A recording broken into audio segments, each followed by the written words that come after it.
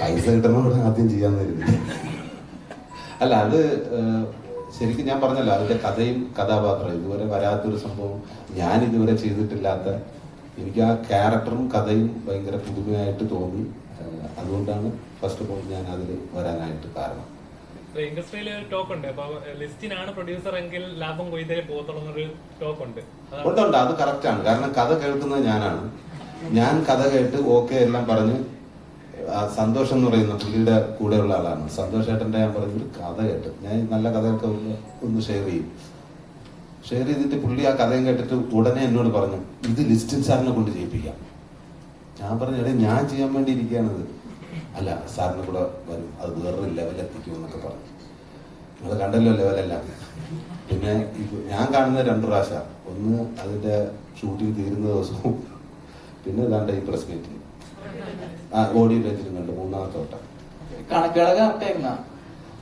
അത് കണക്ക് കൂട്ടാൻ അറിയുന്ന ആള് കൂട്ടുമ്പോ കറക്റ്റ് ആവും. പക്ഷെ സുരാജ് കൂട്ടുമ്പോ ഇവരെങ്ങാനും പ്രൊഡക്ഷൻ കമ്പനി ഇവൻ കണക്ക് കൂട്ടി തുടങ്ങിയിരുന്നെങ്കിൽ പഴയ റബ്ബർ ബോട്ടിൽ തന്നെയൊക്കെ തിരിച്ചു പോകേണ്ടി വന്നത്.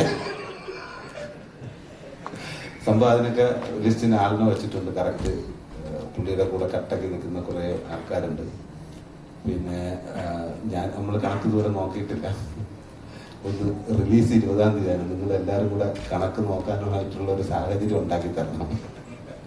എനിവേ, നിങ്ങൾ പ്രതീക്ഷിക്കുന്ന നിങ്ങളുടെ കണക്കുകൂട്ടലുകൾ തെറ്റിച്ചുകൊണ്ടിട്ട് ഈ സിനിമ ഒരു വിജയമാകും എന്നുള്ളതാണ് എനിക്ക് തോന്നുന്നത്. കാരണം ഇന്നലെ ആയിരുന്നു പടത്തിന്റെ സെൻസർ.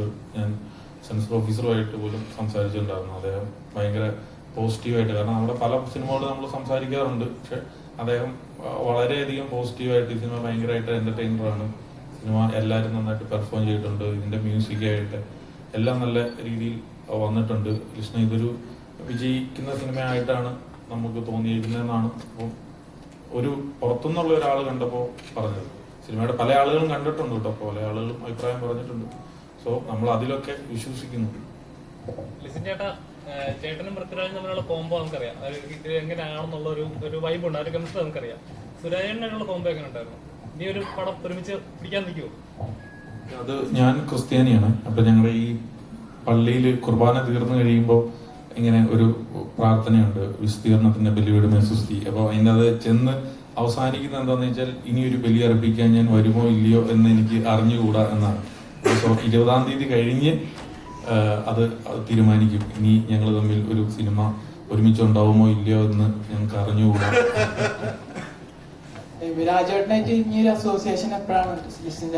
അപ്പോൾ അടുത്ത വർഷം ഞങ്ങളുടെ 2 സിനിമകളുണ്ട്. ജനഗണമന 2 അത് അതിന്റെ തിരക്കഥ പൂർത്തിയാകുമ്പോഴും മലയാളി